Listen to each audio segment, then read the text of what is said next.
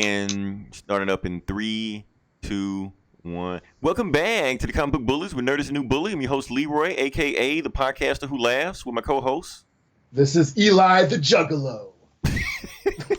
You've been saving it all year. Now, that was just right on the spot. Oh, right on the spot. Okay. I underestimated Freestyle. your power. Okay. Yeah, so we're back with another episode. And yeah, we've been actually waiting for this one for a while now. This is a big tentpole movie finally dropped, a comic book movie that's finally dropped. So whatever that does, what we do is that we just make a whole episode dedicated to that said movie, and just really just dig in, just talk about it. So if you come looking for reviews, comic reviews, and you want to hear what we got to talk about, what came out this week, Eli? Red Hood and the Outlaws or some bullshit? House of X, last one, right? Oh, yeah. We're going to direct you to Comic Cast. Yeah, for the two listening, right, and the one that might give a shit. Right, and the one that accidentally came here by talking balls. Click the wrong link. Yes, we're going to send both of our listeners to other podcasts. So, yeah, but let's go ahead and start this off. So, Eli, normally when we do this, we always talk about, like, where do we know the character from and stuff like that. But let's do something a little bit different because it's the fucking Joker. It's the Joker. We've known everybody the Joker. knows the fucking I grew up knowing who the Joker was. The Joker was on Super Friends. Joker was on Batman 66. Joker was on Batman. Now, he's one of the most iconic comic book characters of all time. Like top 3. Maybe top 2 if you really want to go there. Yeah. I mean, and eventually, Warner Brothers got to the point that, okay, the guy is so popular, why don't we just make a movie? I mean, you say what you want to about Suicide Squad, that movie made money.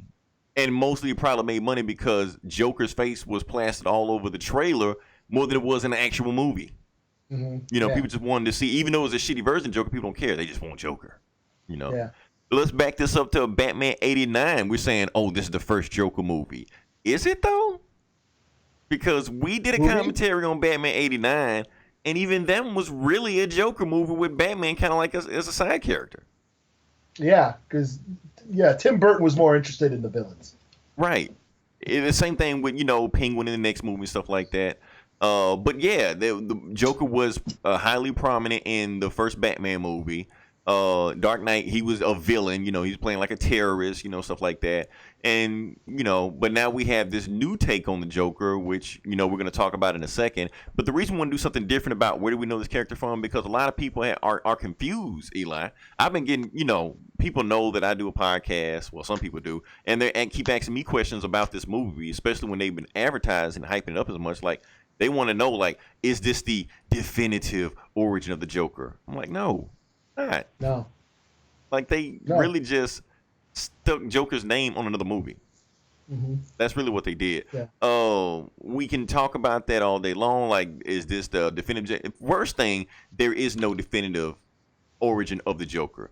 The closest one that we've ever had is the Killing Joke, and even in like the second to the last page of that book, he says my origin multiple choice.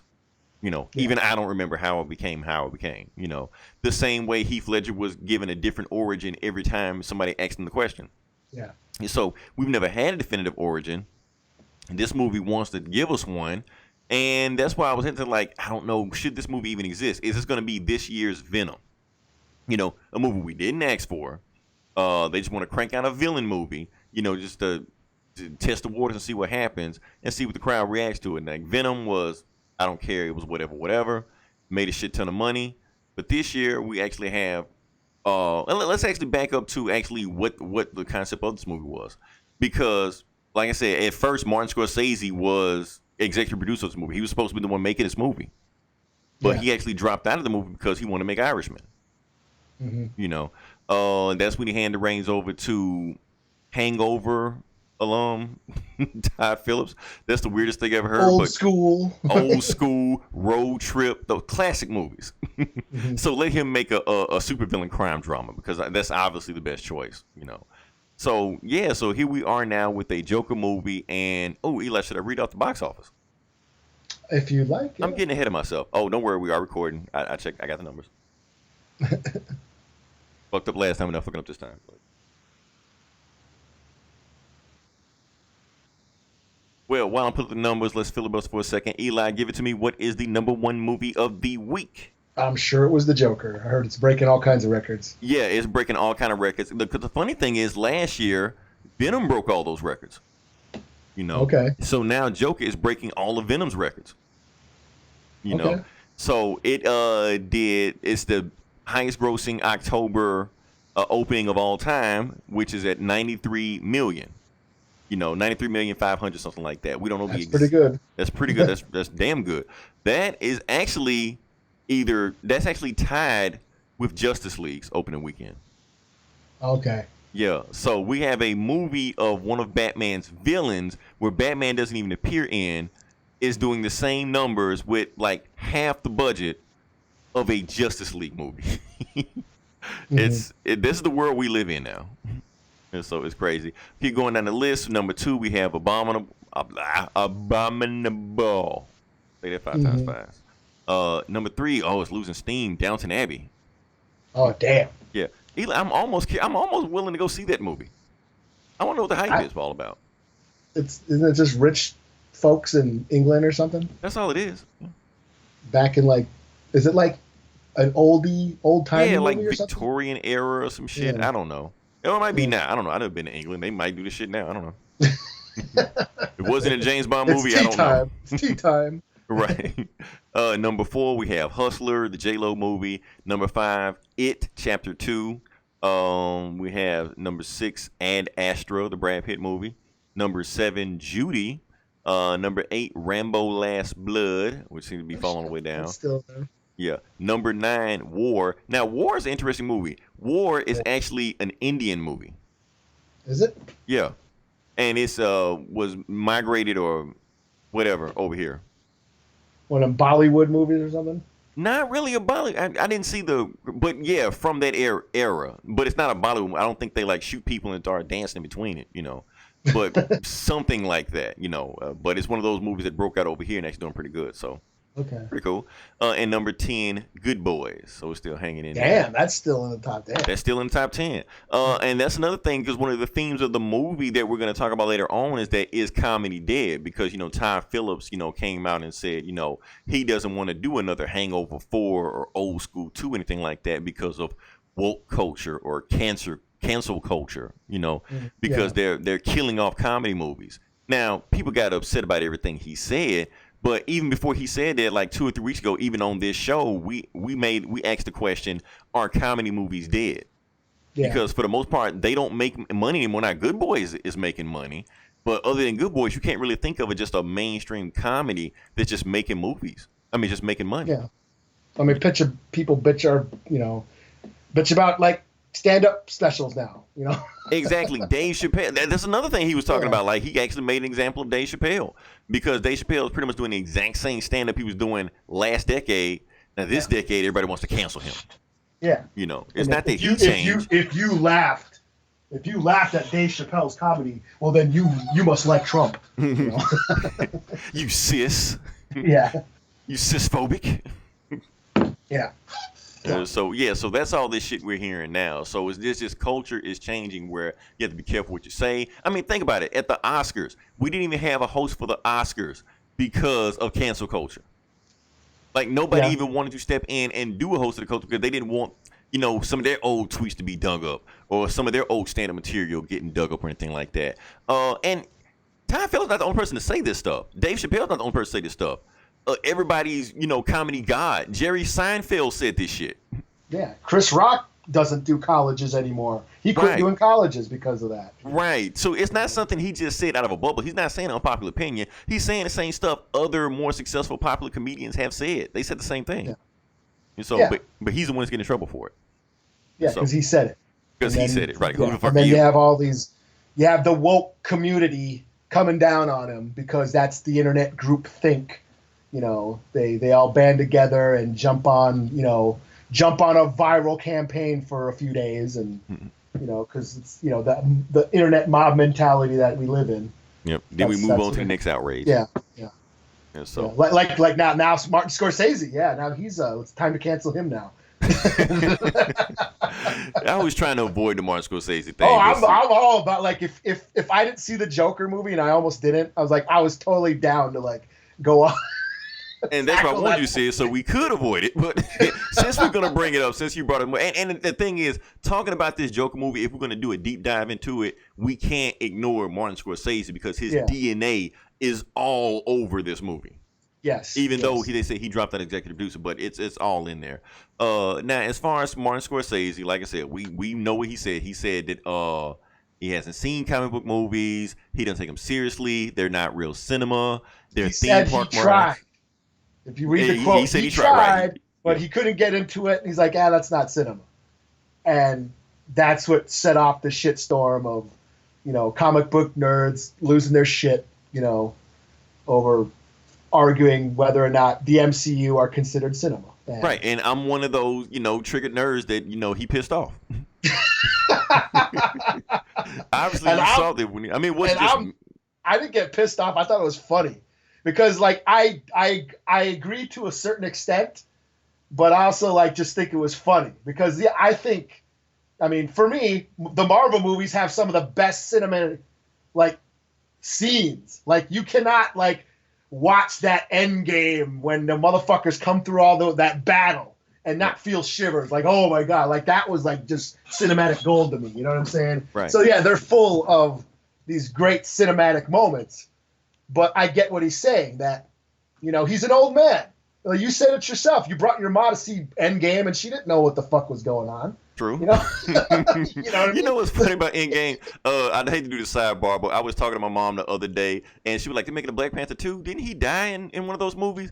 I'm like, "Mom, he came back. And which one? The last one I took you to." Oh, I don't remember anything that happened in the movie. Yeah, they don't care. The MCU are made for this specific crowd, and they've done something that's never been done in movies before. We can give them all that credit. But yeah, they don't stand alone on their own. Each movie, you have to have known what happened to get into every movie. Otherwise, it's just episodic TV. To a person who doesn't give a shit. And Martin Scorsese, he's a fucking hippie. He's an old ass, fucking doped out hippie who doesn't. You're expecting him? He's gonna like Thor Ragnarok? Right, and I get it. He's a baby boomer, so he's not gonna. So I'm not so triggered like I'm looking on Twitter and I'm seeing other comic book nerds like, who the fuck is Martin Scorsese? What does he know about movies? I'm not doing that. Yeah. They asked him and he gave an answer. Now everyone's mad at him. Right, but my thing is it's the same way with Todd Phillips. It's the delivery. Like I said, he could have said, okay, I tried to watch him, I couldn't get it to him. Cool. Yeah. I don't like these movies. Cool. But the fact that he calling them not cinema, that is what I had a problem with. Because who determines what's cinema and what isn't cinema? Especially since the way he described what cinema is supposed to be. Cinema is supposed to be where characters supposed to, where you're supposed to connect with these characters on a human level. That's cinema. Yeah. That's the fucking Marvel movies. And that's what Marvel has done with these superhero movies. Right. Made them human. Right. Now, if you want to pick on Fast and the Furious and Transformers or even the DC movies, I get that. BVS, Batman v Superman, is everything he just described. If he said that, I can't get into that movie because it's not real cinema, I'd have a problem with that. But he's shitting on the MCU for doing the stuff that made them successful. That's why they're more successful than the X-Men movies or, these other non-Spider-Man movies or Venom that came out last year. Because people do connect with these characters. Like, when Tony Stark died, how many people cried in the theaters? Yeah. That wouldn't happen unless you connected with that character. Yeah. But to his credit, you got to admit that if it weren't for Kevin Feige hiring well-established filmmakers to launch the MCU, like Favreau, like Kenneth Branagh, and who's from Shakespeare, and what's his name, Joe Johnston, who grew up, doing Star Wars movies and Raiders of the Lost Ark. He did Rocketeer, so they hired well-established filmmakers to launch these movies, and that's why we responded to them. Then once they got successful, they became a corporation and just hired a bunch of yes men to do what they want. But in the beginning, it was. I disagree with you there too, because they still are making better. They're hiring better directors than they did back then. Yeah, Joe Johnston did Rocketeer, but what did he do after that? Now they have, James Gunn, cracking out these movies. But the chick who quit because she couldn't direct the action scenes and, stuff like that. They're just hiring, they're just a corporation now that isn't going to hire anybody who's going to challenge them. Like you're not going to get Scorsese. You're not going to get him to make a Marvel movie. Those are two different audiences. So okay, so yes, we already know that if you're looking for a Scorsese type movie, you're not going to get that from a Marvel movie. I get that, but just because they don't make a Scorsese movie, they're not cinema. That's the hypocrisy of it. That's gatekeeping. That's what that is. If there was some random dude saying this shit, some old dude saying this, I wouldn't care. But the fact that Martin Scorsese's name holds weight and influence, that's gatekeeping. It's the same thing as people saying heavy metal isn't music. When Roger Ebert used to say video games aren't art. Bill Maher saying comic books aren't literature. It's the same shit he's doing right now. Yeah.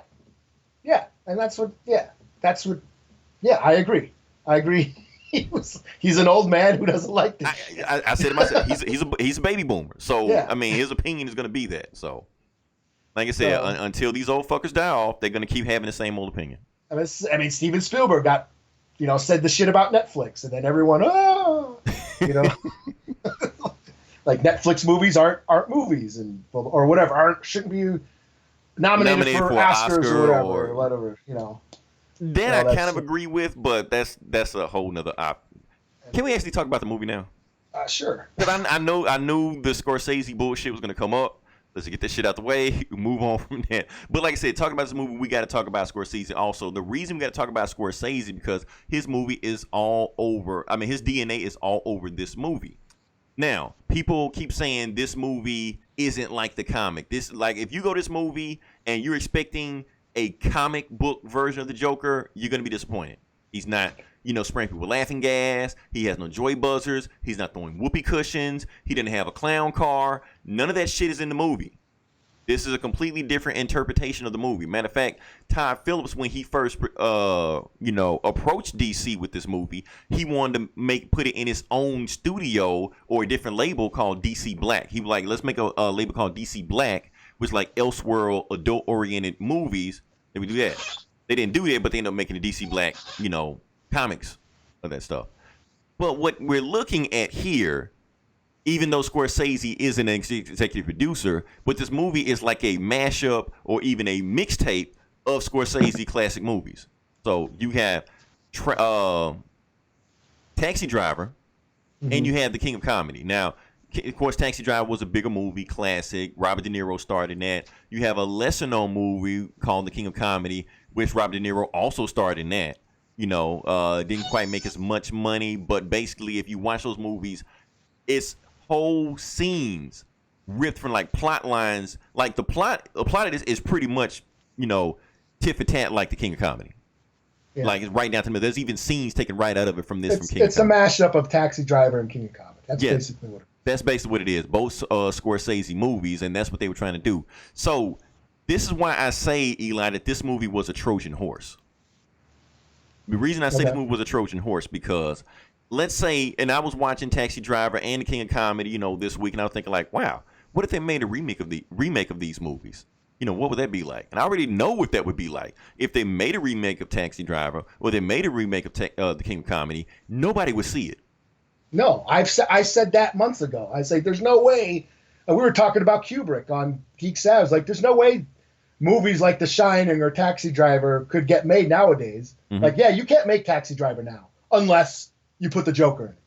Exactly. That's when people will give a shit. Because that's what you did. What you're gonna do is that we know we have a classic movie. This movie has stood the test of time. This movie, because Taxi Driver has been ripped off plenty of times. You can say, and especially in comic books, you can say The Punisher's a version of Taxi Driver. It came out like right during Death Wish and the Dirty Harry movies and the French Connection, those hard-boiled detective movies, where the cop goes on loan or a vigilante. But the thing about Taxi Driver, what set them apart is he wasn't connected to like law enforcement or like Death Wish. He had a family and shit. This was just a guy going crazy. Right. But around that time, there were stories of vigilantes out there, doing shit like that, Yeah.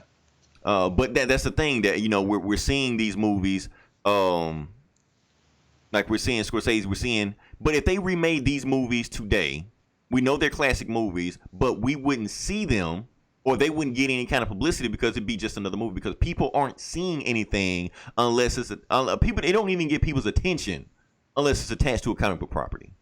Yeah, that's the thing. That's the thing, Yeah.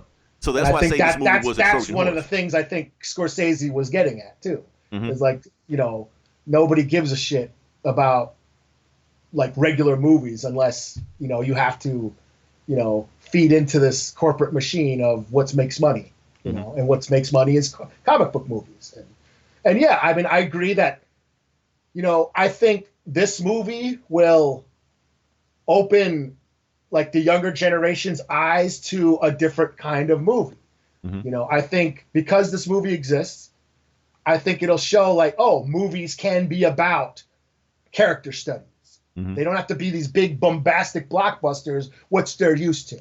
It's kind of like putting your medicine, your vitamins into your soup or your cake or something like that. Kind of like sneaking it in your food. Yeah, that's the thing is like this is an unconventional comic book movie, and people like the public nowadays aren't used to that. But Martin Scorsese, he's always done. These are like his type of movies. He doesn't do like the traditional Hollywood trope, with a beginning, middle, and ending. Most of his movies are about character studies.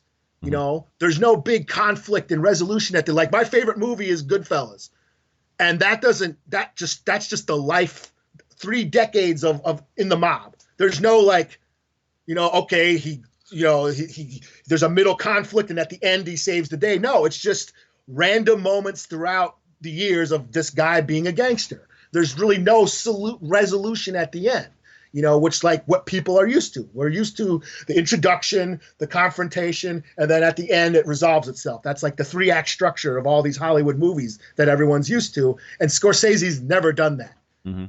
He's always made, Taxi Driver, King of Comedy, fucking Raging Bull. These are all, movies about characters and just what they go through, getting into the inner workings of how they view the world. I mean, and audiences aren't used to that sort of thing.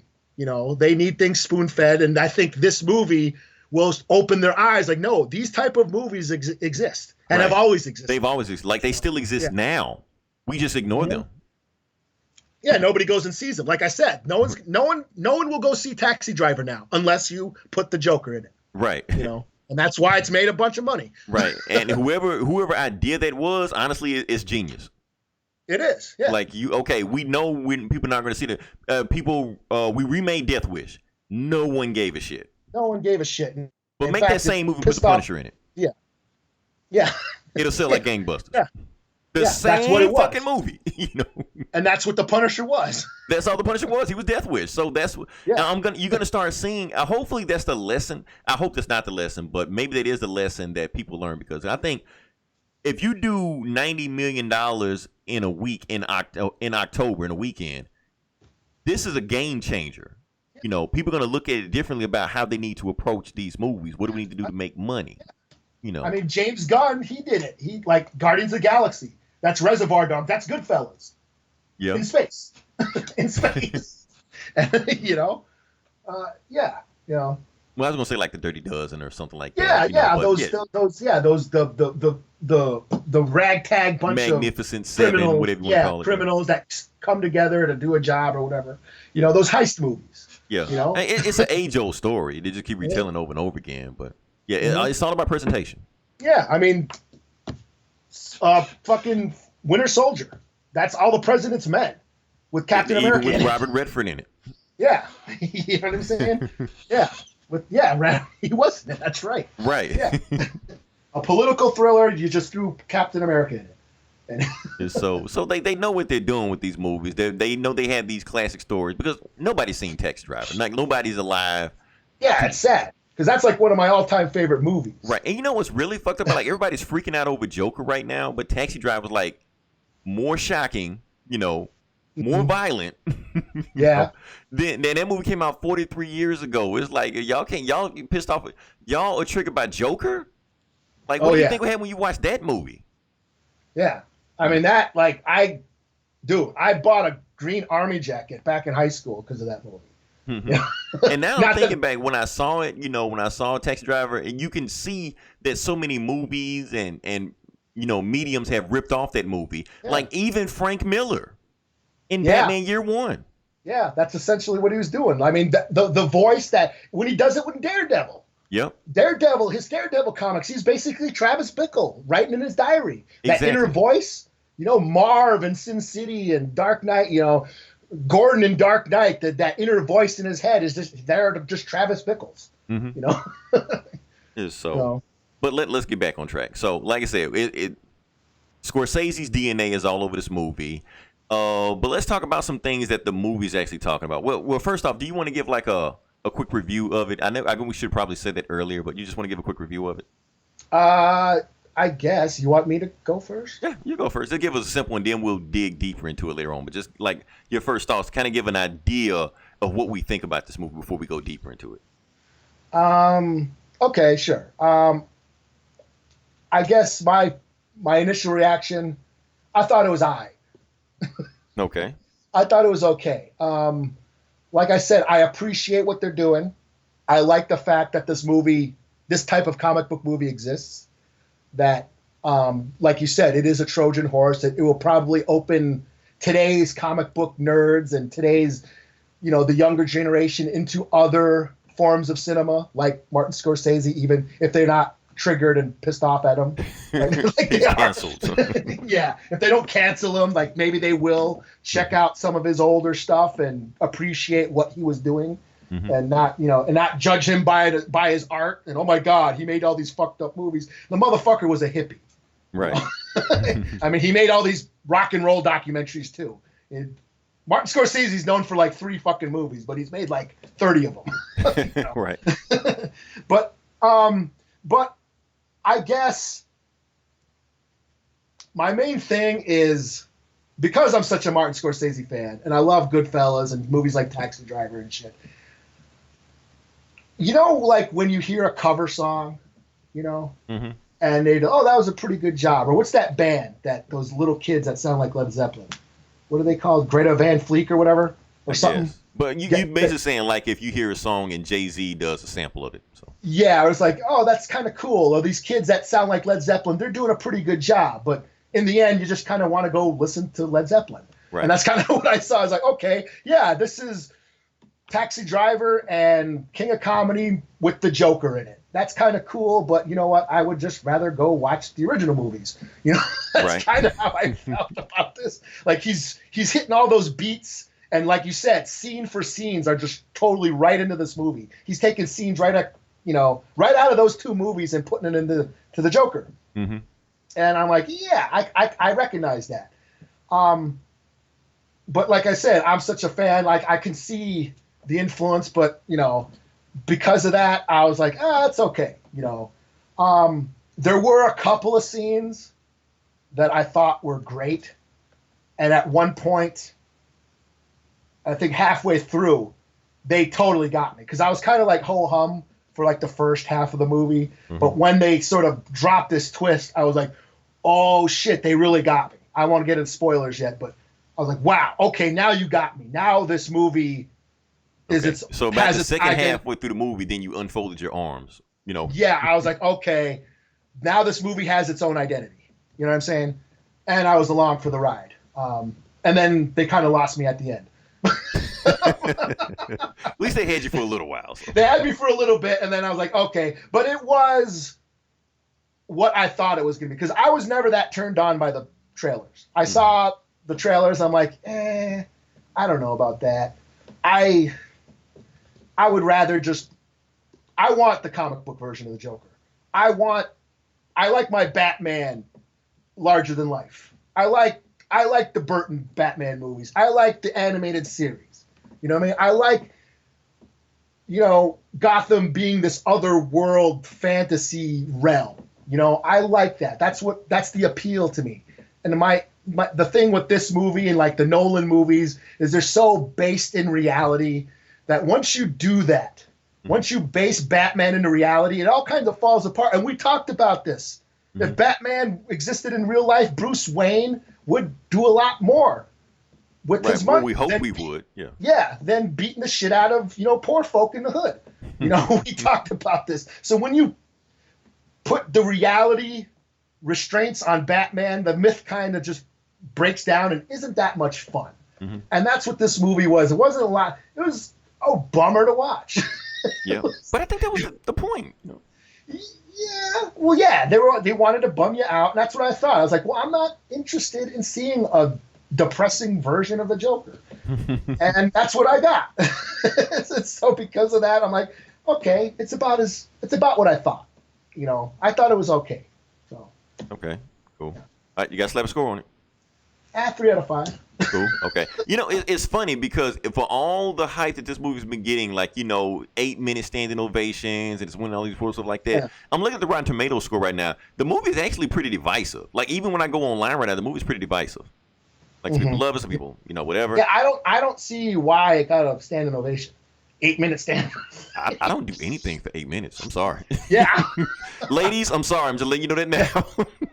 Yeah, I was at a show last night, and I clapped a couple times, but not for 8 minutes. Right, not for 8 minutes. Like, damn. That's longer than the song. So I'm gonna just give my opinion on it. So yeah, I agree with everything you said, Eli. But however, I went into this movie completely different. I was like, okay, I know it's a Scorsese ripoff. I know it has nothing to do with the comics because Todd Phillips and both Joaquin Phoenix already said they just threw out the source material and didn't give a shit about any of it. So I knew that. Going into this movie, I'm just going to see a movie. Just a movie. Not with the Joker, not with whatever. Just give me a movie and just tell me, what you have. And like I said, the movie was a slow burn. Wasn't a whole lot of action in it. It was more of a character study about how you had this guy that basically was already teetering, he was walking the edge already, between sanity and insanity. And basically the movie is about how he just, at the end of the movie, just embraces insanity at the end of the movie. So the whole movie is pretty much just showing you beat for beat how that goes. And what I was scared of this movie was it going to paint him as a victim? Was he going to go too far, walk into a supermarket and just shoot everybody up like that? Like, hey, I'm the Joker. He didn't do that. They went out of their way to put that anybody that the Joker, lashed out at, they paced to try to make it seem like that in his mind, it was justified, Whether it was justified, that's another whole other story, but in his mind, it was justified. So I feel like they walked that line. They didn't, they didn't. I don't even agree with that, but go ahead. Okay, we'll talk about that in a second. Because I thought some of his actions were quite horrific. But yeah, we'll talk about that. Yeah. Because like I said, it was that line. But the point was, the movie was, not picking. I don't think the movie picked a side. I don't think the movie was trying to paint him as a victim. Because I don't think it was like glorifying him or trying to make him like sympathetic or like we would exactly. Yeah, that's I don't think it went there, which is what people were afraid of. Well, some people were afraid. I was afraid of that. I feel like, is the movie being responsible for what they're saying with it? And I think they did a good job of not painting him as a victim, although he did, feel like a victim in his mind. But everybody else around him saying that, no, the life is fucked up for everybody. We don't snap out. We don't go crazy. That's on you. The movie went out of their way to do that. So it wasn't picking sides. People are like, incels are going to see this movie and just start shooting up everything, No, it's not gonna happen because they didn't portray him as a victim. Now, some people do see him as a victim, like I said, and that's the thing I think I do like about this movie, that some people watching this movie do see him as a victim. Some people do see him as a narcissist, but it all depends on what you bring into the movie. Now, as far as the execution of the movie, I'll just talk about this, like narrative wise, especially towards the end. I do think the ending was kind of sloppy, chaotic, But they reached. They did reach at some point. Right, but at the same time, it's the Joker. He's sloppy and chaotic, especially when he was embracing the insanity of everything that was going on. So the movie was just reflecting his point of view. Now, does that give that a pass for doing that? Kind of, maybe. But the whole point, when you think about the movie, everything that you saw, you can't even really you can't even believe what you saw was real or wasn't real, because you were watching it through the eyes of the Joker. And that, to me, was the brilliance of the movie. You're watching the movie through the eyes of a madman. Yeah. So He thinks everything he's doing justified. That doesn't make it justified. It's Yeah. just he's rationalized it. Well, just how they were blurring between what was real and what wasn't. Like, right. You can tell like a lot of the shit he was just living inside his head. Exactly, and I think some of that stuff flew over people's head. They didn't realize that everything you're seeing isn't necessarily played out the way it was. Like, I give you an example: the comedy scene where he was doing the stand-up comedy. You know, he was laughing controllable, but then he went on and did his routine, and it made it seem like everybody was laughing.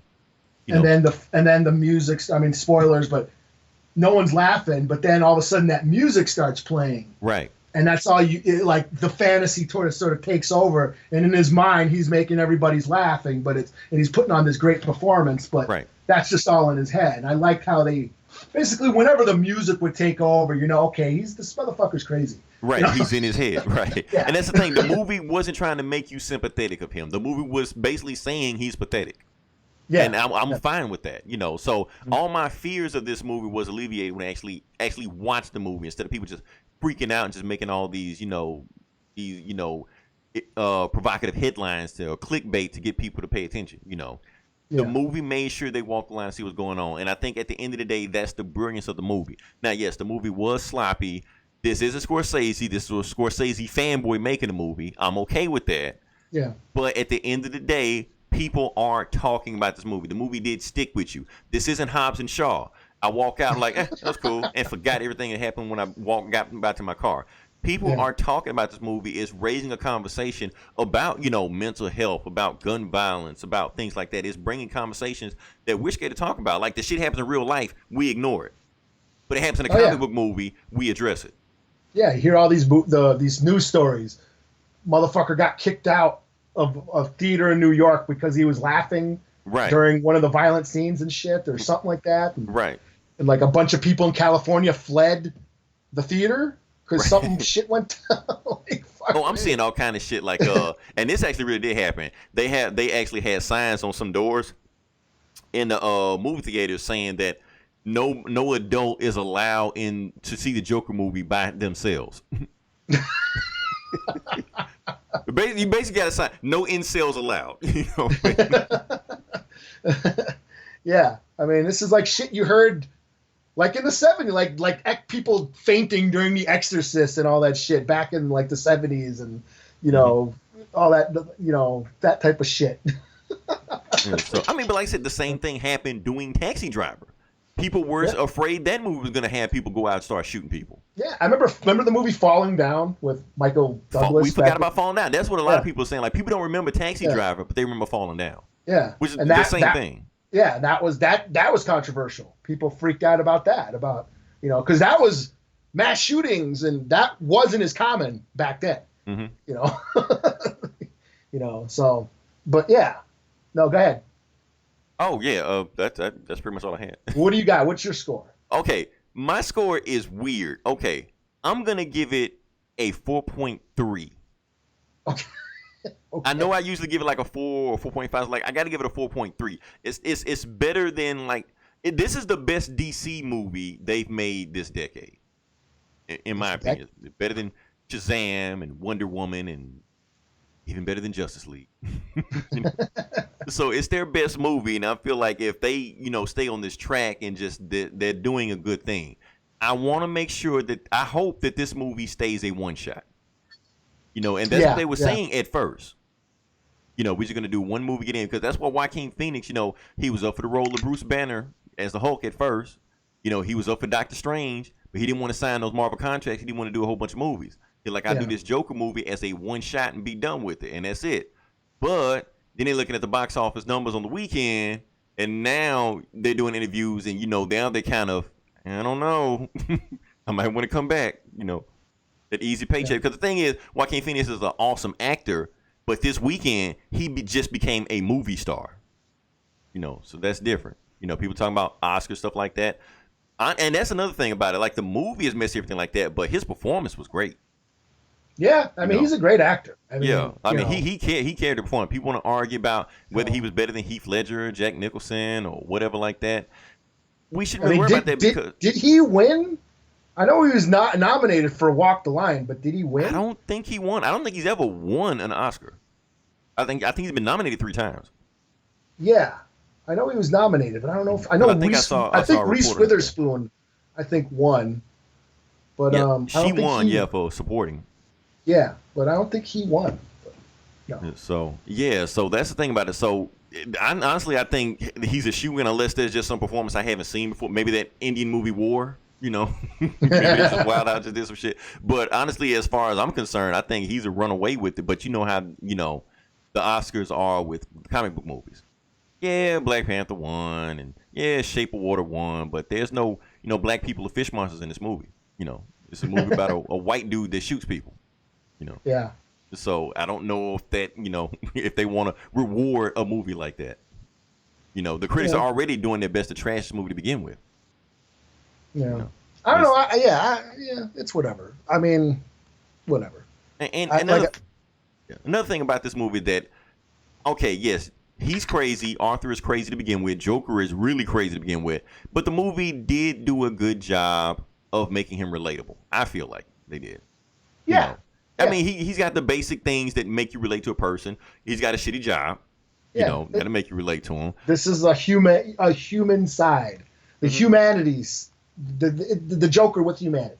The Joker humanity. I mean, at first, like before he became the Joker, this was his thing. Like he has a dream. He wants to be a comedian. Not very good at it, but that's what he wants to do. He has a crush on a girl. That's way out of his league.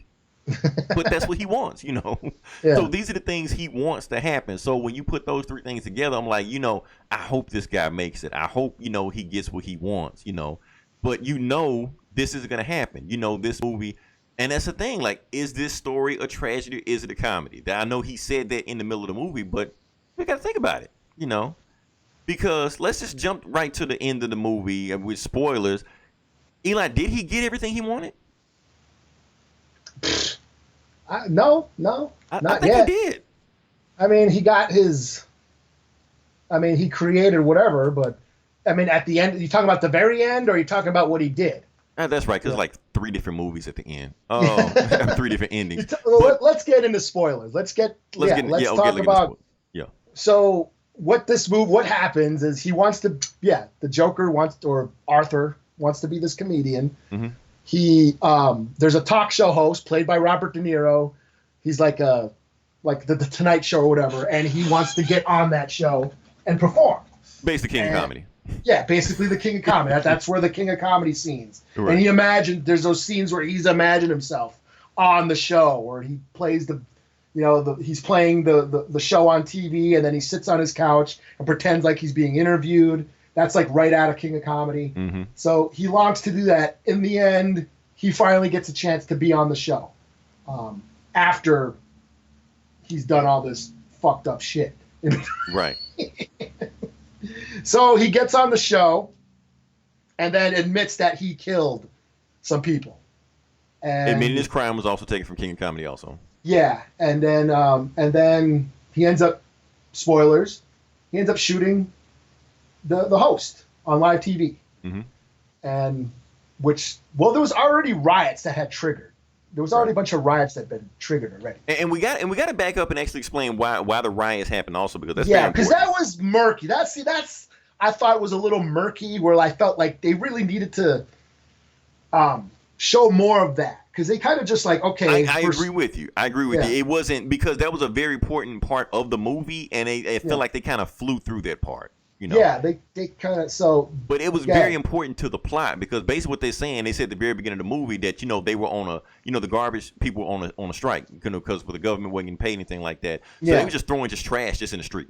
Mm-hmm. That's what people are upset about. So the reason the whole riot, I mean not the riot, but just the upset or the protests in general happened, started because of the Joker, because he got assaulted by 3 Wall Street assholes.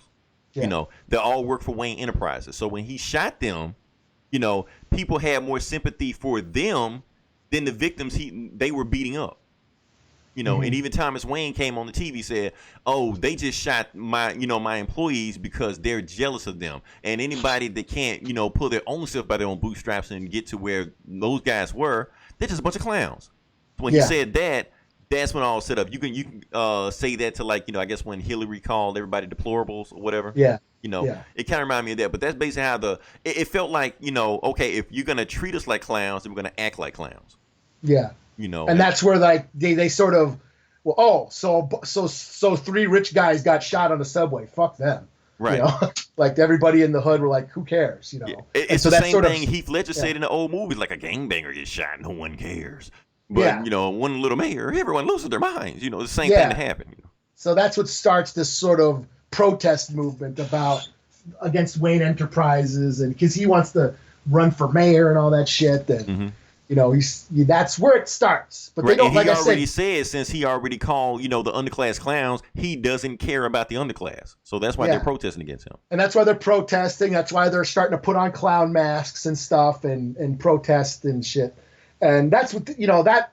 I felt like they should have went into that a little bit more just to flesh it out. I felt that was just an afterthought. But I kind of understand why they didn't, though, Eli. Yeah, because it is basically from the Joker's perspective. Exactly, it's from his perspective, right? So everything may not be happening the way we think it's happening. Yeah, it's just that's how he sees it. Yeah, but yeah, he kind of. I think. And let's get into spoilers, because this is what I thought was gold. Oh, before we do that, I know you're going to get spoilers, but the train sequence when he shot those Wall Street assholes, that actually stuck out to me. Okay, so let me ask you how you felt in this scene. So he had 3 Wall Street dudes jump him. He had a gun on him. He shot 2 that were really going to fuck him up. But the third one ran away. Yeah. Now, how did you feel when he chased him? How did I feel? Yeah, how did you feel? I don't know. Like the reason I'm asking this, like, did I have a hard on or something? I didn't. Okay, damn it. I just like, but yes,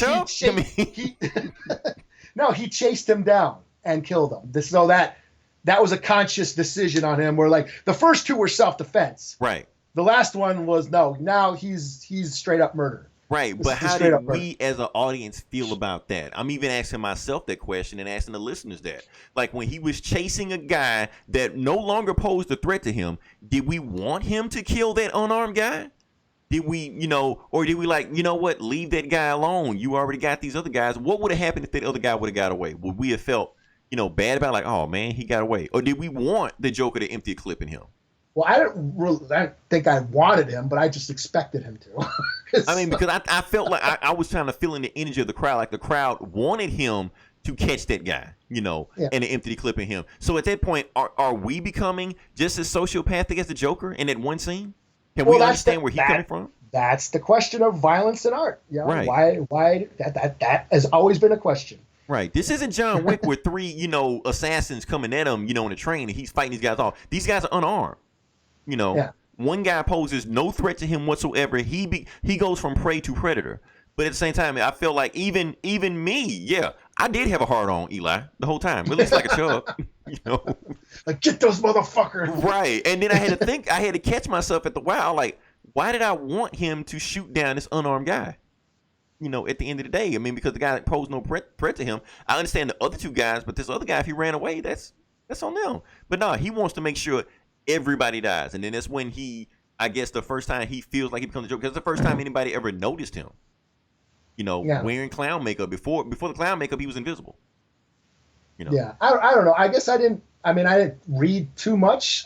For one thing, I guess I wasn't connecting with him as much as I maybe like identifying with the guy as much, like I said, I didn't feel sympathy for him. I guess I kind of did a little bit until he like really went off the deep end toward the end. But I feel like at the first act, I kind of did feel a little sympathy for him. Yeah, feel like there's always bad shit happening to him. Well, that's the thing. Is like the first act was just going through the motions of okay, this guy's life sucks, and we're gonna see him go through some shit and blah blah blah. That's what I expected. So I guess there was that disconnect for me. I guess that was just me, my personal like. Okay, I'm just. Like I'm just watching a Taxi Driver imitation. Right. That's what it was for me. So maybe I should go take another look at it. But I guess I wasn't really. I just he's the Joker. Well, he's supposed to. Right. But he's not the Joker yet. We know he's becoming the Joker. Yeah. Yeah. Like Anakin killing those kids. Yeah. Yeah. Okay, but yeah, I know you want to talk about Thomas Wayne. Yeah. So should we get into that part? Because this is what like really blew my mind. Yeah, let's go for it. Yeah. Yeah. So at one point he like finds out that, or there's a letter or something that his mom wrote or something that claims that Thomas Wayne got her pregnant, and that Arthur might be Thomas Wayne's illegitimate son. And that I went, whoa. Which would make him Batman's brother, right? Which would make him Bruce Wayne's brother. And that's when I was like, whoa. So, you had my curiosity. Now you got my attention. Like, you're doing something different. Okay, movie, I'm with you. Where are you going to go with this? That's when I sat forward like, okay, movie. I'm watching you now. And that scene where he goes to Wayne Manor and sees young Bruce. Right. That was fucking gold. Yeah. I mean, as a Batman fan, as a comic book fan, like that scene when he goes up to Bruce Wayne as a little kid and makes him smile and he's trying to make him smile. Yes. Which is what he's always trying to do. Bruce Wayne never smiles. I'm like, holy shit. I just like, wow. Okay. That's why I said this is where that movie got its own identity. You know what I mean? That's where Joaquin Phoenix defined himself as this Joker. You know what I'm saying? Right. That's where it stopped being the Taxi Driver ripoff and started becoming its own movie. That's when I was like, okay, now, And then Alfred comes out, and I was like, whoa, yeah. That wasn't just fan service. That was just, this is the lore. Because until then, you kind of forgot you were watching a Joker movie, right? Or a Batman movie, right? Just this pathetic loser just walking around. Yeah, like you don't know. If it was called something else, you would have never known this was Gotham. See, I'm thinking, I'm watching the movie, and this is New York the whole time. Yeah, every time they even say Gotham, it takes me out for a second. Like, Gotham? What? Oh yeah, this isn't New York. This is Gotham City. Right. And that's the same feeling I got. I remember watching Batman Begins. I was so enthralled in Bruce Wayne's journey that when he started making the Batman, so I was like, oh yeah, he's gonna become Batman. Like you could see the pieces of the puzzle coming together. Yeah, and that's when that moment happened. I was like, okay, now. That's when I perked up and like, okay, now you got me, And the funny thing about Thomas Wayne is that they were actually going to cast Alec Baldwin as him at first. Okay. But that you know why, right? Because of Saturday Night Live. Oh, I don't remember why. Oh, you don't watch Saturday Night Live? I forgot. You got to start watching Saturday Night Live. That's pretty good. But anyway, he does like this Trump impression. Oh yeah. Yeah, so they were gonna make Thomas Wayne like this Trumpian character.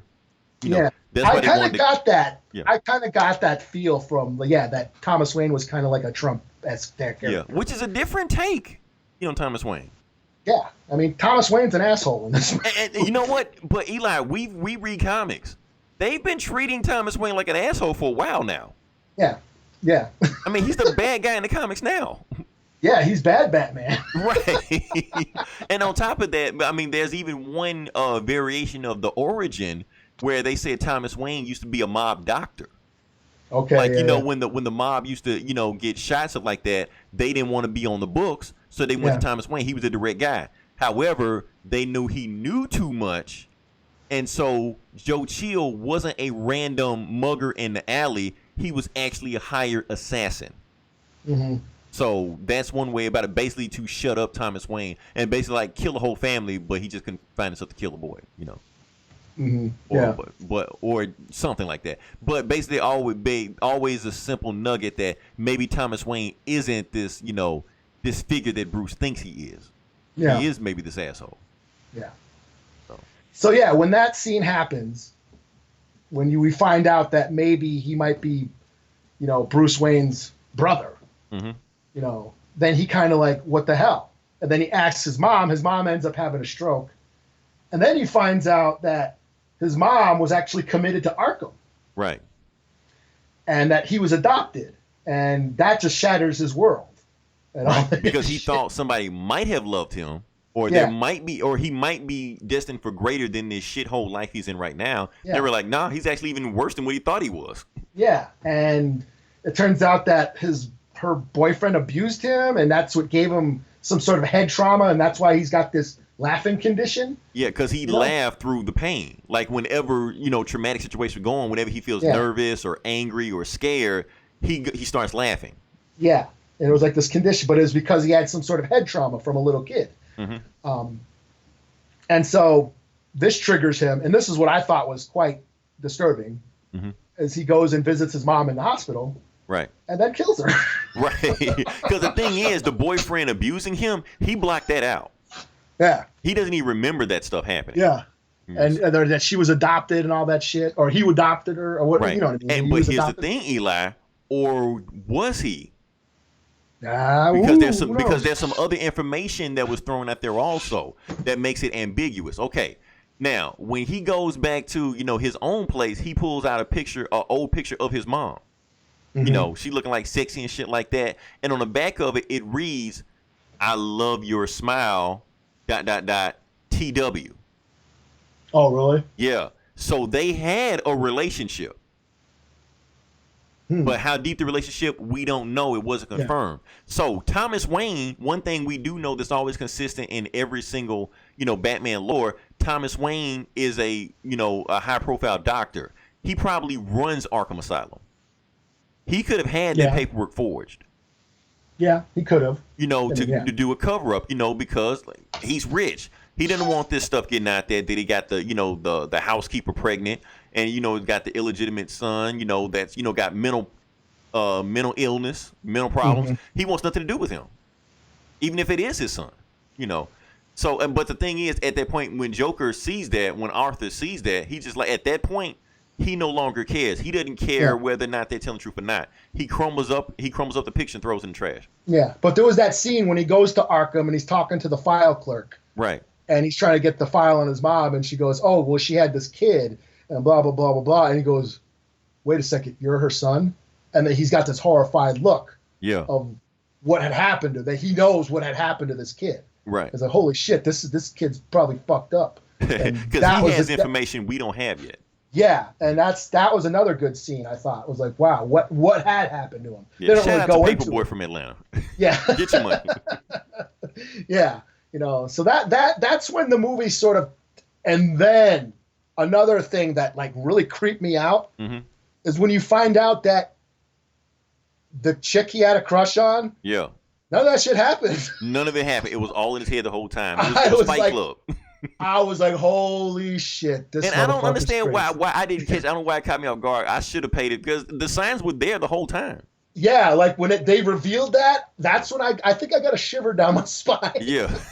I was like, okay, this motherfucker's nuts. Because she walked in the room, she was like, "Who are you? Your name's Arthur, right?" I'm like, "Oh shit, she didn't even know who he is." Oh shit, this is all in his head. He was imagining this shit the whole. She was never at the comedy club. They never went out. They never made out or nothing. Right. I was like, oh man. Yeah, okay, he's nuts. Yeah, this guy's crazy. And plus, Eli, we don't know what even happened to her in the movie. Yeah. All we know is that he put his imaginary fingers to his head like a gun, did that, and then walked out the room. And then we hear sirens in the background, so we don't even know what happened. We probably don't want to know. I think if they would have shown what happened, that we would have no longer been on Arthur's side then. Yeah. Because like I said, everybody that he's done something to up to that point, in his mind, he's justified. He might have justified with her too. "Oh, you don't remember me? You've been with me the whole time." He might have flipped out on her too. Yeah. So. Yeah. Oh yeah, so but we gotta okay. I was gonna say, because we could talk about the other part when now he's like full Joker. He's gone off the deep end now. His boys come in to console him for his mom's death. They're like, "Oh, I'm celebrating. I'm glad the bitch dead." Stuff like that. That was a great scene. Yeah, that whole scene. That was like the most Joker scene in the movie. Yeah, like that's where he that defined his Joker. Yeah. That was the scene that, okay, this is his. Yeah, and it's a scene that you can't do in the other Batman movies. Yeah. Like, this the reason it's rated R, And it's funny. It was like so funny, and that's where you get that. And it's hard to pull off dark comedy like that. You know what I mean? Because that reminded me of like Goodfellas, when they shoot Spider in the foot, and then later Joe Pesci's character shoots him, and it's this really fucked up scene, but it's also hilarious. But and Tarantino can do that shit too in his movies, where just someone's death is just fucking hilarious. Right. But that scene was fucking funny, Right, because it's hard to pull off a scene like that in a movie like this, because the movie's trying to be super, super realistic. But when you start killing people in funny ways, that could take you out of the realism, But it's still maintained in this one. What was so disturbing, it was very disturbing, because he just knifes the big guy. Yeah. And then the midget friend or the little person friend freaks out and he's horrified. Right. And just hearing him scream and cry was actually, I found quite disturbing. I'm like, whoa, that's kind of fucked up and eerie. Mm-hmm. And then as the scene plays out and the door's locked, you can go. And the door was locked, but he can't reach the lock. And I'm like, oh my God. Is he fucking with them? I was like, this is fucking psych, crazy. I'm going to kill you, This is so wrong, but I'm laughing. Especially when he walked past me, he jumped out at him. Yeah, joke's on you. Like that. Okay, that's where Joaquin Phoenix defined himself as this Joker. Right. And from that point on, he is the Joker in this movie. Like Arthur Fleck is basically dead. Mm-hmm. At that point. So, but here's the thing, Eli. This is what I'm saying about one of the things in the movie is perception. Now, if we just go this movie by Arthur's point of view, every single bad thing in this movie happened because of that big dude. Sold him the gun, lied on him. I mean, gave him the gun, lied on him, said he tried to buy the gun off him a week ago, all stuff like that. But at the same time, the big guy says he didn't do that. He didn't give him that gun. So who are we to believe? Why do we automatically believe that Arthur was telling the truth in that situation, that he was done wrong? Yeah. Yeah, that's that. Yeah. Yeah, that's what I'm saying. What if the big guy was telling the truth the whole time? What if Arthur did try to buy the gun from him a week ago and bought the gun from him and stuff like that, and it's exactly how he said it was. But and Arthur is justifying it in his head, this guy needs to die because of what he did. Like I said, this movie, if you want to talk about mental problems and mental issues, the Joker in this movie, Arthur in this movie, is a textbook narcissist. Yeah. It's everybody's fault except his. Yeah. So that's why he's blaming everything on this big dude. Because why would the big dude, if he know he did that fucked up shit to him, why would he come to his house with some drink, with a bottle to console him with his mom if he fucked him over like that? Yeah. Yeah. I mean, that definitely raises a question. I mean, it's all, again, this is all how you perceive the movie. Right. Or what you see, what the viewer sees. I mean, that's what The Killing Joke was. Mm-hmm. I read The Killing Joke back in the day. I never saw any rape. I never saw Batman kill the Joker. But until years later, oh no, Joker rapes Batgirl, and because of the internet, Batman kills the Joker at the end. I'm like, what? I never saw that. Right. So that's y'all putting that shit in my head. Don't blame me. I'm not in this shit. Yeah. You know what I mean? That's where your mind is. I'm just reading a comic book here. Oh man. So it's a lot of fucked up shit that happened in this movie. And then, like I said, the last scene. Now, for the most part, we've been saying that this movie has nothing to do with the Batman comics or DC Comics in general. However, this last scene when he goes to the talk show, that is actually ripped directly from The Dark Knight Returns. Mm-hmm, yeah. Scene for scene. He go even to the point where he kisses the lady, doctor. Yeah, because in the comics, it was for those too young to know what this is. Zsa Zsa Gabor. Well, I think it was Dr. Ruth. Was it Dr. Ruth? It was Dr. Ruth, yeah. Okay. Or like a Dr. Ruth type character. Yeah. Sexologist back then. So, but in the comics, when he kissed her, she got all jokerized and started laughing and shit like that. But this is just planning to kiss her. Because as soon as he walked out, I knew he was going to kiss her. And I'm like, if he kissed her, I know where this story is going. Mm-hmm. But of course, in the movie, they toned it down what it was in the comics. But they had to. If they did exactly like it was in the comics, then this movie would have been too controversial. Because where he Joker toxing the whole audience. Exactly, like kills everybody in the audience, or and he didn't have Joker gas, but Yeah, Joker gas, and rode out on a fucking robot doll. Right. Okay, that would have been too weird. But let's say if he would have just opened fire on the entire crowd or some shit. Yeah. Which is what I was Which is what I was like kind of wondering, which Yeah. is what when I first saw the trailer, I was like, that would be cool if he just kills the audience. There was no Eli. There was no fucking way he was gonna do that in this movie, in this climate. I know it would have been cool. Or like I said, he has like people on the street that have dressed up him as the Joker, so he could have got them to attack the studio, and everybody would have got shot. Yeah, or something. If he wanted to, But what kind of I found disturbing was like where he kind of reveals that he was planning on killing himself. Yeah, that's the thing. The knock knock joke, and he was like rehearsing it, and that's weird because Todd Phillips, the guy who directed this movie, he back in the day he made a documentary on Gigi Allen. Okay. Now, for those who don't know who Gigi Allen is, he's this fucked up punk rocker, who had a band, and he was a really controversial figure. He used to shit on stage and rub it all over himself. And fuck? Okay. Yeah, he was fucked up and like go beat people in the audience. And he always said that he was going to kill himself on stage, but he OD'd before that happened. But Todd Phillips made a documentary about him, before the Hangover movies and all that shit. But that's kind of where that, I can see that thread. Like, okay, that's what he was planning on doing. So I was kind of wondering, is that what he's going to do? Yeah, but, I mean, cause like I said, this is a completely different take on the Joker, so they could have done anything. Yeah. But the thing is that kind of sums up what one of the main themes of the movie was also, because Joker, like the whole reason he became the Joker was because of something that Murray Franklin called him that he didn't even remember calling him. It was another insult, just like the clown insult.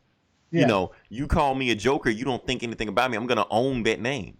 Yeah. And the whole point of the movie was about, and that's why we're tying this back to Todd Phillips. How he's saying woke culture and cancel culture, trying to cancel him.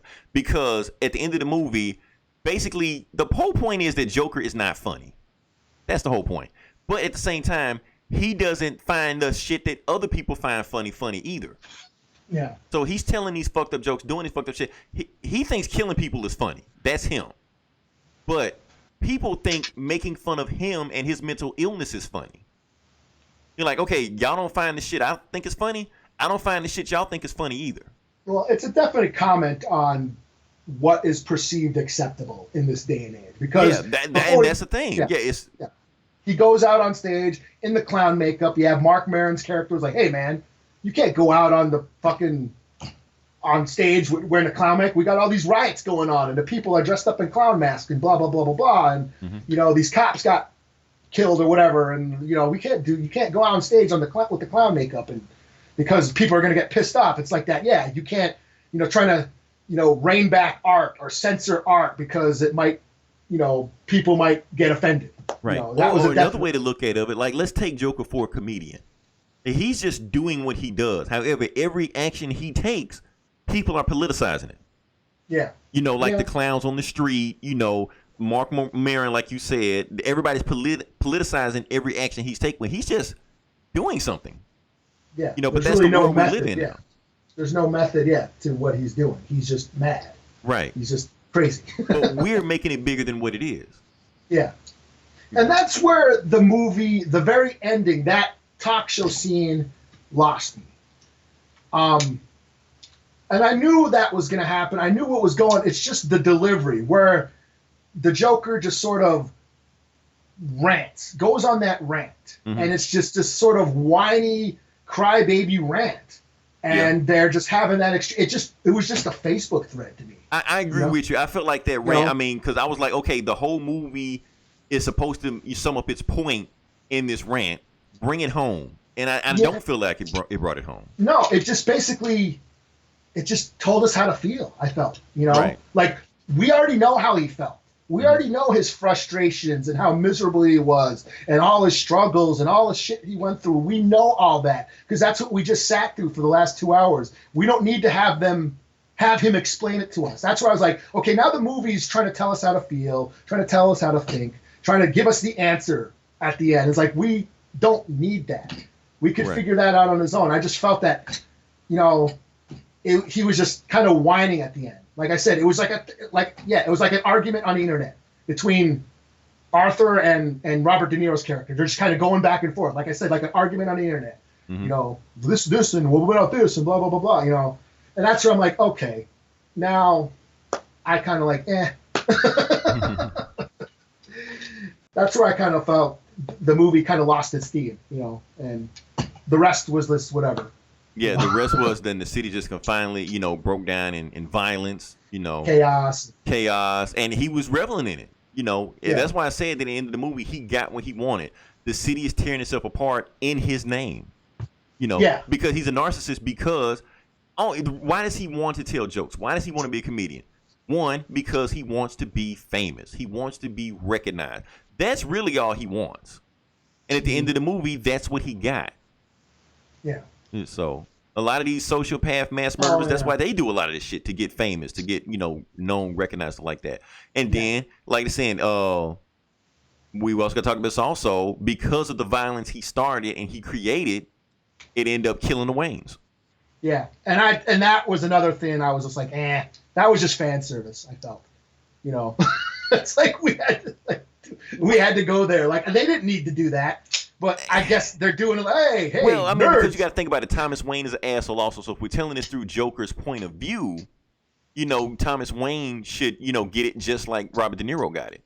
I suppose, but but for me, I just felt like, okay, we're just checking boxes. Hey, comic book nerds, you like nerd shit, right? Here you go. Like, we seeing the Waynes die for the 80th time on. Here we go. See the pearl. Here's the pearls. Here's again. The pearls. You know, and I was just like, okay, I get it. Yeah. We're just shoving everybody in their starting positions for the next wave or whatever, you know. But at the same time, it tied into what he was saying, because the next scene we see him in a insane asylum. Now, how he got in the insane asylum, we don't know, because he was standing on top of a cop car one scene, in a insane asylum the very next scene. You know, and then the therapist was looking at him like, what are you laughing at? What's so funny? And then he's thinking about, you know, the Waynes dying, and Bruce is standing there watching his parents die. He thinks that shit funny as hell. Yeah, and that he caused Batman, or this is what caused Batman. Right. He was like, I could tell you. He created Batman. Yeah. Right. He created Batman. Like, I could tell you the joke, but you wouldn't get it.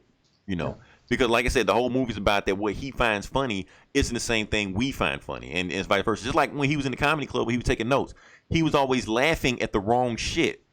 Like, everybody was laughing at the punchline of the joke. He's laughing like in the middle of it. He doesn't, like, he's off center from what everybody else is doing. Like, the movie's trying to tell you this guy ain't wrapped too tight to begin with. Yeah. And it's like, at the end when he's like, you know, he gets the car accident and the riots going on, and he stands up on top of the car and everyone's sort of celebrating him. You know, did that really happen? Well, that's the thing. Like, we got to talk this back to Taxi Driver, you know, Scorsese, because some people think, I've heard some theories on Twitter that, you know, like when the car crashed, some people are saying that he died, and the fact that he was standing on top of the cop car like a god, you know, being worshipped with all these clowns tearing apart the city. That's just like his ultimate dream, you know, the dream is had. Just like in Taxi Driver, when he went into the brothel and he got shot, you know. But at the end, you know, he's driving a Taxi Driver with Sybil Shepherd. Oh, can I say Sybil Shepherd was fine as fuck back in the day? Back in the day, Last Picture Show. I don't remember that. I only remember old Sybil Shepherd. So you never watched Moonlight back in the day? She was okay in Moonlight, but in this one, she was like hot, you know. She was like MILF in Moonlight, you know. but the point I'm trying to make is that a lot of people said that Travis Bickle died in that movie also, and that ending is really just, you know, him in heaven, basically. I don't think that at all. I think he survived. But for me, it's like, who's to say that, he gets all this attention and all this notoriety and things are kind of cool for a while, but who's to say that he doesn't end up going crazy again? The guy is a psychopath. True. He just had an outlet for his homicidal tendencies. Right, because he was about to kill the politician. He was going to kill the politician. He already just killed. Like the Joker.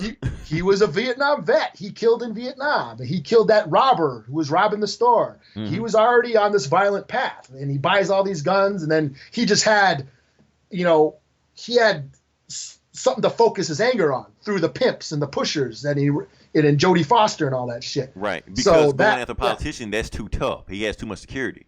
Yeah, pimps and pushers, he can just kill them all at random. No one would care. Yeah, he was, you know, and that's kind of why we rooted for him, because he was taking care of the scum, you know, these scumbag pimps and shit, Right. you know, and that's how it went. But who's to say he doesn't go crazy again? You know, that's the brilliance of Taxi Driver. It's Yep. like it kind of ends on a high note, but you don't know, the guy's fucking nuts. So, but the same thing with the Joker. Like, we don't know what happened, what didn't happen. You know, even in the end, when he's talking to the therapist, he walks out. You know, he's got blood on his feet. You know, bloody footsteps. But did he kill her? Is that all in his head? We don't know. Oh, and the very end of it, that was ripped out from King of Comedy also. Oh, yeah. Yeah, because Ruby Pink, like that old, what was that like? It was like a Bugs Bunny cartoon or some shit, wasn't it? Like he runs one way, security chase him. He runs Oh, way, yeah. Straight out of Kings of Comedy. So they know what they were doing with that. So yeah, like I said, the movie, it knew what it was doing. It knew what parts to take. It took some old movies that weren't really successful at the time, and the younger audience wouldn't recognize them anyway. Especially the audience looking for a Joker movie wouldn't recognize these movies anyway. No. And so they knew what they were doing, you know. Yeah.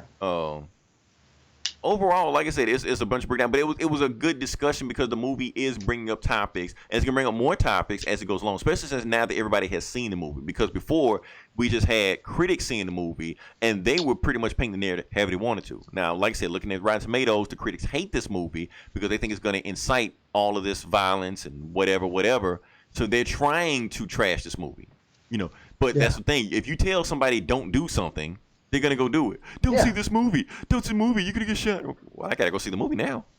Well, it's just like, I think they feel guilty.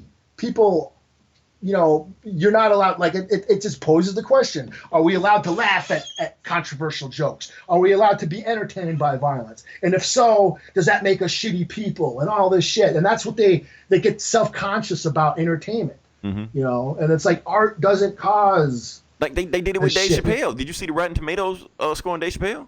Yeah. Like for the first 3 weeks, it was like 0. Yeah. You know, I mean, I can laugh at fucked up jokes. I can, you know, we can laugh at whatever the fuck we want. It doesn't make us shitty people. You know, it's our actions. Right. You know, and that's what I think that we live in we live in an age we live in a society. Yeah, where people just can't. Some people are struggling with that. You know, I can see, there is a need to be woke and to be inclusive and diverse and to be, you know, mindful of, you know, other people's cultures and stuff and all that. I can see that. But at the same time, you know, we can be entertained by art, you know, and without. But the thing is, people are using wokeness as a weapon now. They're weaponizing wokeness. Yes, and that's the danger part of it. As censorship, it's almost like a sort of like casual fascism. Right. Know? It's like it's limiting art. It's limiting, you know, what people can say, and that's why I understand what Todd Phillips was saying, that woke culture is killing comedy. Right. And it's just the way he said it, but I understand what he's getting at, that people are too worried about hurting other people's feelings that they're reining themselves in. They're confining themselves. They can't express themselves freely because of you're gonna hurt somebody's feelings. And where's the creative outlet for that? And that's the thing about what this movie is trying to say. It's a metaphor for that, because the whole time Arthur Fleck is basically hanging on to his sanity by a thread. But by the end of the movie, he is completely embracing the insanity. You know, he no longer is trying to be PC. He's no longer trying to fit into society. Okay, remember Rocky, where at the end of Rocky, he runs up the stairs and he's victorious? Yeah. This movie has the exact opposite of that. Oh, he's going down. Yeah. He's going down. He's descending into madness, dancing the whole time. It's symbolic. It's metaphorical. Yeah. And the dark, and I'll give it this. The movie looked great. The cinematography, they need to win something. They nailed 70s, 80s New York. They nailed it. Yeah. Gritty, just a shitty piece of shit hellhole. Like that's when I was there. And they nailed it. You know, trash in the street. It's Gotham. It's Gotham.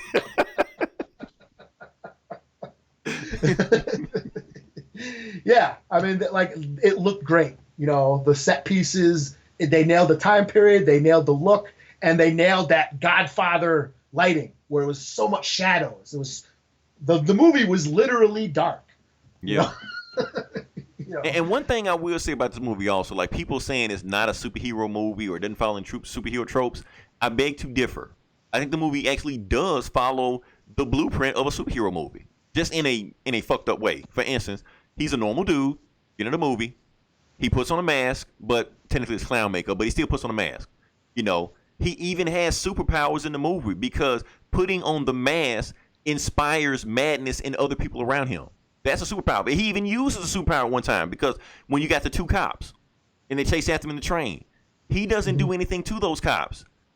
He puts on the mask and he blends in everybody else. So basically the madness that he inspired and created takes out those cops.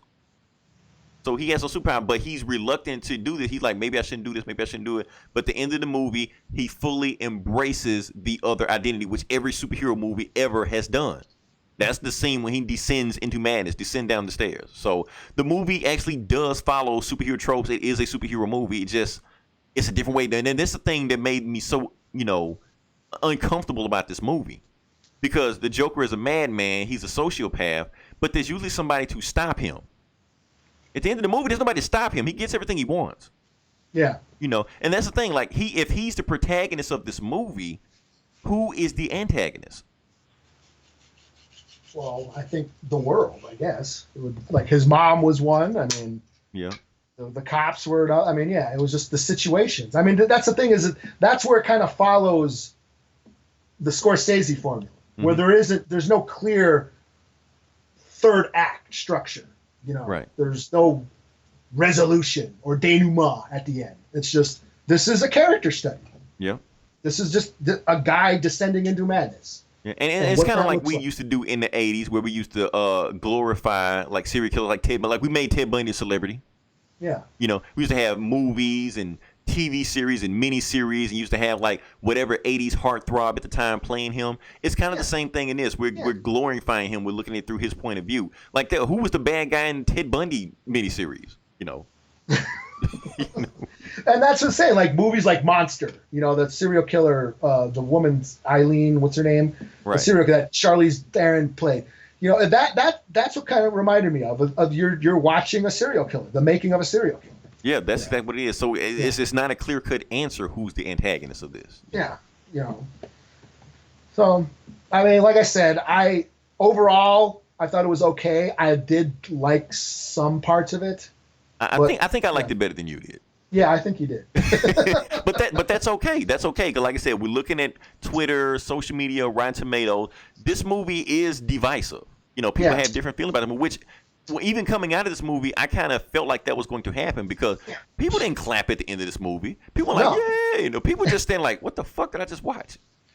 Everybody was silent. Yeah. I mean, and that's what it's supposed to do. Yeah, that's what it was. That's what it was for. This was not a fun movie to watch. Mm-hmm. You know what I mean? So it's supposed to, make you uncomfortable, unsettled. It's supposed to be disturbing. The movie, mission accomplished on that part. That's what it set out to do. It was. There was some very unsettling parts, very horrific scenes. Yeah, parts that creep me out. I'm like, okay, this is fucked up. I don't like this. I want to watch a comic book movie, damn it. Right. And the thing is, it's not even the most violent comic book movie. Like, Deadpool is more violent than this. Yeah.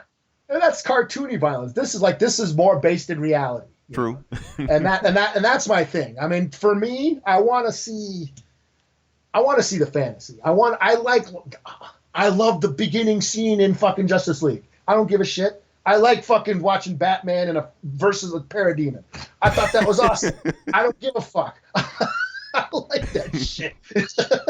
Okay, now you're gonna get everybody asking for the Snyder Cut again. So I'm just saying, I like that world. That's what I like about Batman. You want superheroes to be superheroes. Yeah, and I wanted Joker to be a Joker movie. I wanted to laugh at the Joker. I wanted to root for the Joker. I had to put out a disclaimer telling parents not to bring their kids to this movie. Yeah, I know you saw my Facebook because people were actually asking me. They were asking me like, "So Leroy, can I?" Oh, my son will love this movie. I'm like, what? No, don't bring your son to this movie. He'd be bored the shit out of him. That's the thing. He'd be bored out of his mind watching the movie, not because it's too violent, because it's bored out of his mind. We watched R-rated movies all the time growing up. You know, Yeah. RoboCop, Terminator, Alien, Predator. We watched all this shit. We turned I've out heard- fine. I remember hearing people say, I tried to watch Taxi Driver Was Born. I'm like, fuck out of here. And that's the thing. Like, this is I hate to say it, but it's kind of like you have to pay attention to this movie to like really appreciate it. This isn't Endgame. You just watch a whole or Infinity War. You just watch a whole bunch of shit blow up, and you're like, oh man, look at the action scenes. No, this ain't that. If anybody goes to a Joker movie, this movie, and complain that there wasn't enough action scenes, hey, Yeah. yes, You're watching the wrong thing. you're watching the wrong thing, right? Yeah. And that's what I got from the trailer. I'm like, oh God, this ain't gonna be fun at all. Because I was like, when I first heard about Scorsese, De Niro, Joker movie. Right. Oh, this is gonna be awesome, man. This is gonna be like a gangster Joker movie. Because that's how they pitched it. That's how they sold it, right? Like, damn, a Joker as a homicidal hitman? Fuck yeah, I'm there. And then I see the trailer like, oh man, this is some sad sap of a motherfucker. Oh man. Because we're thinking he's gonna be the Joker the whole time, not an origin story, but he's gonna be the Joker. Yeah. As a hitman, just killing people, you know. Yeah, I gotta watch this sad motherfucker. This dude's sad. And now I'm sad. Oh man. Hey, have we talked about the movie enough? Sure. Okay, I think we got some good. I've hit all my notes. I actually took notes for this one. Okay. So yeah. If you listen this long, definitely like, share, and subscribe. We have other podcast, Geek Sav, which I'm pretty sure they're gonna talk about all the comic books we didn't talk about. Hopefully, wink, wink. I'm gonna give you an idea for your podcast. Yeah. We also have Comic Cast. We're definitely gonna talk about the comics we didn't talk about. So I'm gonna listen to them to hear the shit we didn't talk about. We have Hoodoo TV. We have Geek Sav. The greatest podcast on earth, Talking Balls. Instruments of Destruction, and a whole bunch of other podcasts. Happy anniversary to Outright Geekery. Oh yeah, happy anniversary, Outright Geekery. Thanks for not firing me. You know, even though everybody in the comment section always tell you to do it, even though I don't get paid for this shit. But yeah. Yeah. Thanks for the free comics, yo. That too. Oh, and for the free video games, they gave me NASCAR Heat 3 for free. Look at you getting all the. Yeah, and I played that shit and like that shit, and Gomer still makes fun of me for that shit, but I don't care. I'll play the fuck out that game. Next week we come in with some more shit. I don't know what we do, but until then, this is Leroy. This is Eli. And we are all clowns.